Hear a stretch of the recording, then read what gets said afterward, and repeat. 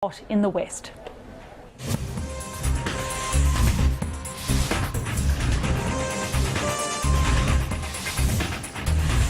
This is Lunchtime Agenda. Hello and welcome to Lunchtime Agenda. I'm Laura Jays. Today, the draft of the Productivity Commission review and the terms of reference has showed that it is very broad in scope indeed. And this has been welcomed by the business community, but it sent a shiver down the spine of the union movement.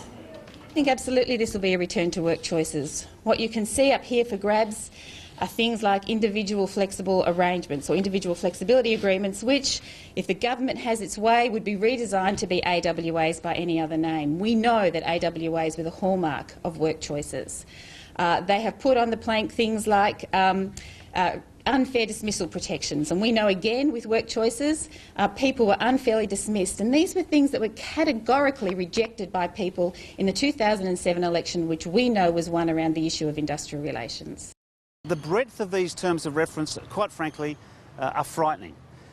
They're talking about looking at the minimum safety net of conditions of employment. They're talking about barriers to bargaining, which goes to the issue of removing protections for individuals in workplaces. It talks about patterns of engagement, which goes to the spread of hours, which effectively means looking at reducing allowances and penalty rates.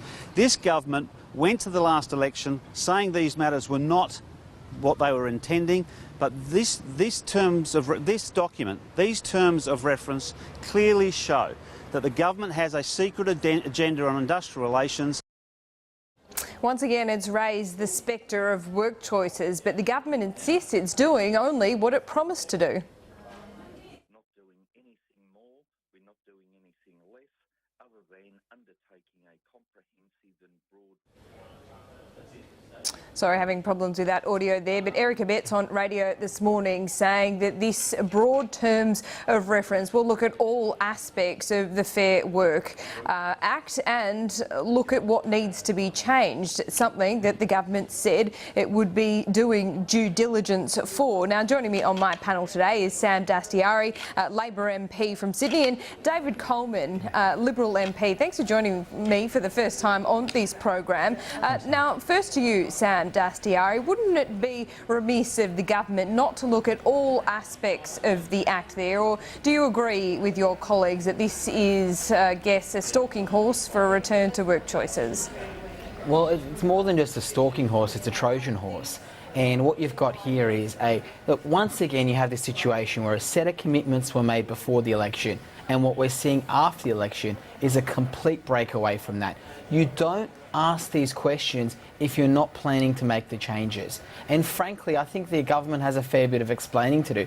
They went to the last election and clearly said they weren't going to be making these changes. Now they've got the Productivity Commission out there doing the groundwork. You don't ask these questions if you're not going to make the changes. And David Coleman, we have heard some comments from your colleagues, Dan Tehan and Russell Broadbent. They certainly think that there should be changes made in this area. Do you agree with them?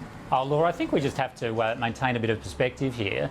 The government was very clear prior to the election that during this term of government we would conduct a review of the industrial relations system via the Productivity Commission, and that's all that today's draft terms of reference are about. So the review will take place. It'll take place in an orderly fashion and consider a range of issues related to industrial relations, as it should, and any outcomes of that report will be considered by the government, and any significant changes that the government ever proposed to make would be taken to a subsequent election, should that in fact be proposed. So this is in fact entirely consistent with what was said prior to the last election, and what Sam is saying is just flat out wrong. And Sam Dastyari, raising the spectre of work choices, that's going a bit far, isn't it? And your colleagues are not heeding the words of Paul Howes at the Press Club, whose words are still ringing in the ears of a lot in the Labor movement and in the government. Look, not at all. Not at all. I mean, raising the spectre of work choices, this is where this policy agenda is going. We know what Erica Betts thinks. We know what Russell Broadbent thinks. We know what Dan Tehan thinks. This is a government that is putting together the groundwork to take away some basic rights and protections that, similar to what they did in in the lead up to the 2007 election. And yeah, people have a right to be concerned. People have a right to be worried. And what David's saying is, is confirming some of that. That yes, they are going to look at all this. They are going to put together a package. Now, he's saying at this stage they're not going to implement it till after the next election. Well, I'll believe that when I see it. But it worries me when this kind of groundwork is being put in these kinds of policy areas. Look, Laura, I think it's strange credibility to suggest that by simply doing something that the government was very clear that it was going to do prior to the election, that anything significant is happening here. We're simply implementing something that we said we would do during the election campaign, which is to review the operations of the industrial relations law. Let's drill down to some of these. Sam Dastyari, one moment. I just want to drill down in some of these areas with David Coleman. Penalty rates has been at the centre of this debate for a number of weeks. Do you think there needs to be change in this area, David Coleman? I think that the process that we're conducting is the right process, which is simply to review the system, to look at, get the input from employer groups, the input from employer groups and many business groups is that penalty rates perhaps do need to change on a weekend, keeping in mind the pleas of small business. Well, look, Laura, as I said, I think there'll be a range of pieces of input as part of this process, and that's entirely appropriate. Business groups should put forward their views, as should employee groups and anyone else who wants to have their say. That's entirely what this review is about. We'll consider those views, and the Productivity Commission will consider those views as it conducts an orderly review of the industrial relations system, and that's what this is all about. Sam Dastyari, I just want to go to the comments of Paul Howes at the Press Club a few weeks ago, but also to the comments of Martin Ferguson, a very respected figure in the Labor movement. Do you agree at all with some of the comments those two pretty prominent figures have made? Well, look, Paul's a very close friend of mine. I was actually at the speech that he gave at the Press Club. I agree with a lot of what he said. I don't agree with all of what he said. Do you agree with the Labor movement, with his comment that the Labor movement perhaps went too far on the work choices argument? No, that I don't agree with. Look, what I agree with what Paul said was this idea that about the seesaw coming to an end, that when Labor's in power and when the Conservatives in power, we can't constantly be having this debate about industrial relations. There needs to be a groundwork set where there's commonality between what those on one side of politics and those on the other side of politics agree with, to have some kind of a basis. I don't think looking at penalty rates and having a debate about slashing penalty rates achieves that. But for the groundwork, Sam Dastyari, to be laid once and for all, as you say, doesn't the Productivity Commission review then need to be as broad as these draft terms of reference suggest? I think what you need is the government to be sitting down properly with the trade union movement, with business and with the community. And I don't think that's what this is doing, no. And look, you have to have a debate. What is on the table and what is off the table? At this stage, what worries us and what worries me is that when you're saying that penalty rates, one of the foundations that makes the work-life balance in this country great, is on the table, it worries me. No, I don't think that's a reasonable debate. I think there are a series of things that should be off the table, and I think penalty rates should be off the table. Where this debate has centred, David Coleman, when we talk about penalty rates, is the retail industry, the hospitality. That's perhaps an easy road to go down. But what about for nurses, emergency workers? For them to lose their penalty rates, that wouldn't entirely be fair, would it? Oh, look, I think, Laura, that Paul Howes can express a view. He's obviously a man of many opinions, and he'll express his view on how things should be.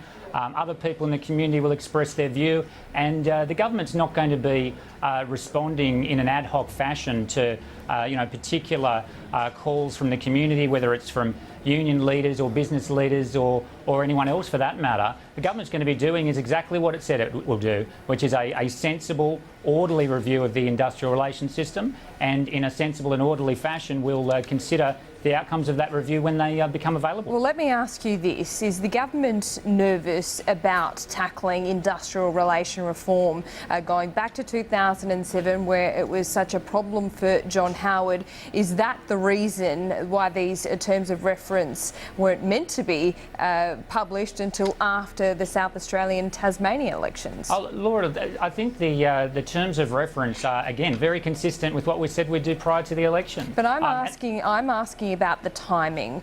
Is there a concern in the community, within the party, that the coalition needs to tread carefully when it comes to industrial relations? Oh, I think what the coalition needs to do is be sensible and conduct an orderly process. That's what the Australian people expect. The last thing the Australian people expect is the ad hoc decision on the run government by press release that we had under Labor. They don't want us to just sort of fly off the handle and in response to one newspaper article on a Monday morning or at any other time formulate government policy. That's not how grown-ups run a government, and that's not what we're going to do. We're going to go through the process properly with the Productivity Commission. We can have all sorts of views, and no doubt there'll be many views expressed during that time. They'll all be considered, and we'll come to the end of that process in due course. Sam Dastyari, just finally on the timing of this, we heard Brendan O'Connor say that this was all just to wait till after the SA and Tasmanian election, but industrial relations isn't really featuring high in these state campaigns at the moment, so isn't that allegation a bit of a furphy? No, not at all. Look, it's not featuring highly, in part because the government's tried to be quiet about this. Look, we had Senate estimates a week ago, and a week ago we were asking all these questions about what's happening. Productivity Commission were questioned on these and other matters, and at that point in time, apparently nothing was being prepared. And then all of a sudden, and thanks to some very, very good journalism from James Massola, the story gets kind of revealed today that no, it has been done. These are the terms of reference, and I mean the same thing's happening with the Commission of Audit. The Prime Minister, the Treasurer, the Finance Minister are sitting on a 900-page report. A 900-page report they're not prepared to make public, and frankly, a lot of us suspect they won't make public until after the WA poll. I mean, you say one thing before an election, you do one thing after. This was meant to be, they kept talking about transparency. If they were serious about transparency, then this would have all been revealed and released. Okay, Sam Dastyari, David Coleman, we will be speaking about industrial relations for a long time to come. After the break, we'll be moving on to the other politics of the week. Stay with us.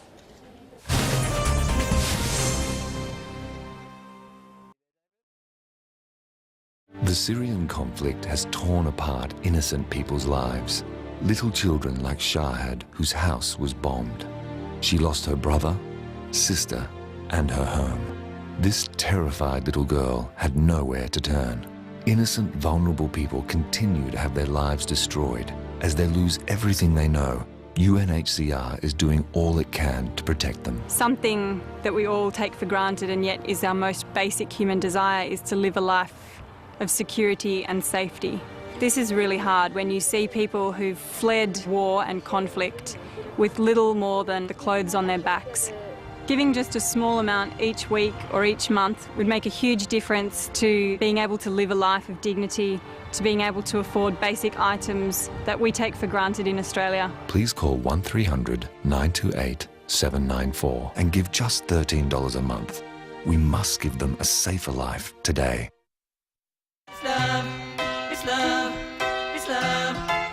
EasyBuy's new range is here, ready to wear right now.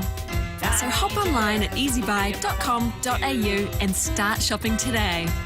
We've got every occasion covered, plus a great new range for kids by UK label Next. Shopping from home is easy, with amazing prices and fast delivery. We'll even give first-time customers a $20 voucher to get you started.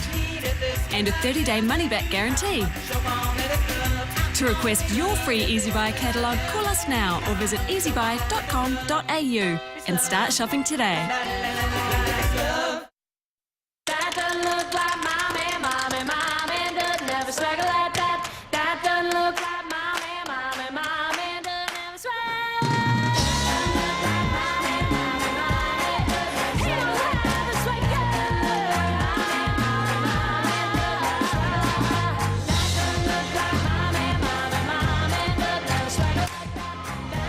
your mobile, you can tap and pay. Only with CommBank you can. We have a wide range of top quality brands. You will find everything here. Aluminium fence panel, only $59. Kettle barbecue, $198. Irwin Jack handsaw, just $10.48. Lowest prices are just the beginning. At IGA and Super IGA's gigantic sale, you can afford to shop big. Save a huge half price on Uncle Toby's Vitabrits or Wheaties, and you could win a gigantic shopping spree. That's the way I like it. Right now, the Hyundai iSale, you can get a bonus $1,000 FPOS card on a range of new and demonstrator Hyundais, plus no deposit and no repayments until 2015. Hurry, the Hyundai iSale is for a limited time only.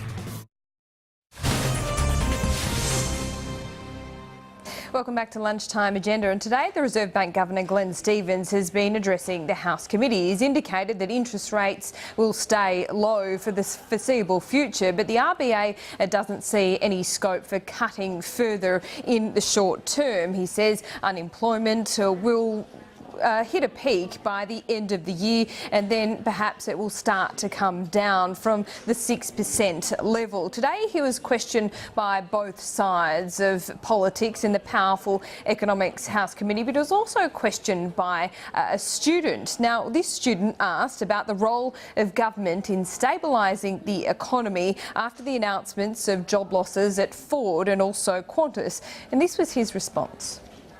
The other thing that I think is needed is to try to foster a culture of innovation, of investment in skills, of flexibility and competitiveness in the economy, so that even as industries that are shrinking because they face pressures, even as that occurs, new industries can grow up.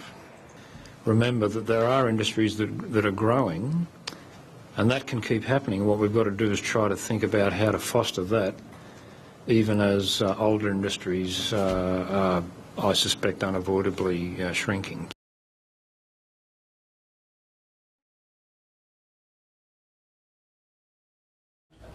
Sam Dastiari, I just want to go to some of the comments of Glenn Stevens in the context of Qantas, Ford, Holden and Toyota. Is there an issue here that we're concentrating on propping up existing industries and not allowing emerging industries to grow, as Glenn Stevens was suggesting there? Well, look, I mean, I haven't seen his comments in detail, so I don't want to comment on them too specifically. But look, broadly, I don't think it has to be a Sophie's choice. I don't think we have to choose between investing and growing new industries and not supporting those jobs that are already here. I think the job of the government, and a good government, should be able to do both. What's happening at the moment in politics in Australia is actually a really healthy debate we're having, which is to what extent should we be supporting and propping and protecting existing industries, and to what extent we shouldn't be. And I know there's obviously been a lot said in politics about Qantas, about the car industry, about things like SPC Armona. I actually think it's been a very, very healthy political debate, because what you've got here is very different views from different political parties being presented, and I don't know what David's view on this is, but I think the debate itself has actually been about quite a lot of substance, and I think that's actually been healthy for the political discourse. But we have different views. The Labor and Liberal Party have different views on this. For a moment, Sam Dastiari, do you think it was the right call to not offer Qantas a government debt guarantee?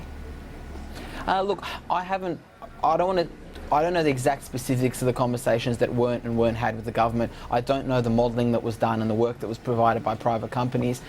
Look, my tendency, to be honest, is I probably would have lent towards, my personal view is that if Qantas is in serious danger of having fallen over, and if some of those dire predictions are true, and again, I haven't had the opportunity to independently assess them, I think the government should be looking at getting involved to give it the support it needs. Now, the question is, to what extent is that the situation they're in? I really don't know, and I do acknowledge that there was a fair bit of work done over last weekend by some investment bankers, and I assume Treasury and others did some work on it as well. So again, I can't say the specifics, but on principle, I don't have the principal objection to giving a debt guarantee that I think some people on the other side of politics have. Yeah, I think David Coleman, I'll get your response to that as well, but I also wanted to ask you about the legislative deadlock we now have. Instead of offering Qantas the changes to the Sale Act, which they've called upon, we now have this deadlock whereby Qantas really hasn't got any kind of outcome from government.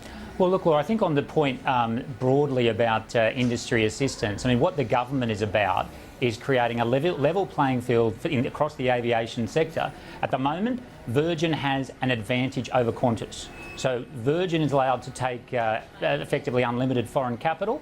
Qantas is not. And that has meant that Qantas has been at a disadvantage. And so we want to create a situation where Qantas can compete on its own 2 feet against Virgin and help to create jobs, just as Virgin has created almost 10,000 jobs over the past decade. Now, in terms of the legislative matters, I mean, the fact is that the House of Representatives very strongly passed this legislation on Friday, and the ball is really in Labor's court now. You know, Sam and his colleagues up there in the Senate, they can do 2 big things to help Qantas.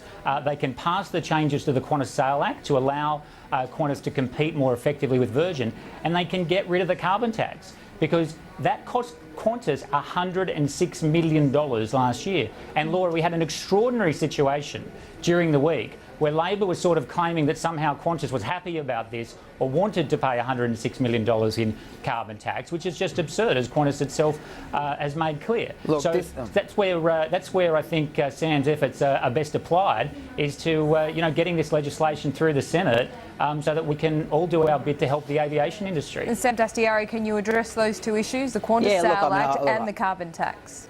Look, I think it's a furphy. On the first part, let's be clear. Qantas itself has made the point that the Qantas Sale Act wasn't their first priority or wasn't the biggest issue they were facing. Now, look, I want Qantas to be an Australian airline, and I like the idea that Qantas will continue to be Australian-owned. I think that's a good outcome. Let's be clear.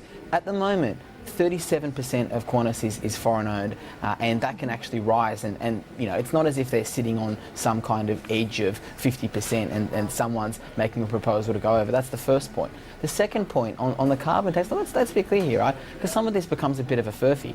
There was actually there was a media story that came out on Monday that said that there were people within the government that felt upset that Qantas hadn't come out strongly enough against the carbon tax. And the result of that was that, you ended up having Qantas come out the next day, start making statements and whatnot about the carbon tax. So you're saying the government lent on Qantas here to toe the line? Sorry? Are you saying that the government lent on Qantas here to toe the government line? I believe that the government made it very, very clear in the media, and they came out and there were comments and there were quotes that came out of Cabinet that they felt that Qantas should have been going stronger and be making public comments against the carbon tax, and that resulted in Qantas doing it a day or two later. Just finally, Sam Dastyari, one last point. I do want to ask you about this Senate inquiry, which Labor have supported. Whatever comes out of this Senate inquiry, will you remain with the same stance, or is, depending on what the Senate inquiry says, will Labor, will the party change what it thinks about it should offer Qantas? May it relax what it thinks about the Sale Act, the carbon tax, for example? Yeah, look, we've already come out and said that we're prepared to compromise. I think again, I don't speak for the party as a whole, that there matters for the caucus room, but I think that the Shadow Treasurer, Chris Bowen's come out and said pretty clearly, as has Anthony Albanese, the Shadow Infrastructure Minister, that we're happy to look at what different legislative arrangements can be reached, but we're not supportive of removing all the restrictions in the Qantas Sale Act. And look, I understand that, again, I don't speak for other parties, but Clive Palmer and his party have made their position clear. The Greens have made their position clear. Okay. I think the government should sit down and go back to the drawing board. Laura, could I just pick up specifically on the carbon tax point? I mean, $106 million was about half of Qantas's entire loss for the last financial year. Now, if they had $106 million, what would they do with it? Well, like any business, they would invest back in the business, and that would clearly help them in a material way to address the obvious problems they're having at present. But David, there were tax cuts that were provided and paid for using that money But still, that was obtained through the carbon tax, and that comes and flows back into the economy. Look, I think it's just a bit of a furphy to pretend that there was $106 million or something got taken out of them just because of the carbon tax. No, that money was cycled back through, and people had more money in their pockets to buy products. David Coleman, this debate can continue, and no doubt it will well into next week, but we are going to have to leave it there. Thanks so much for joining me on Lunchtime Agenda. The news is next with Selena Edmonds.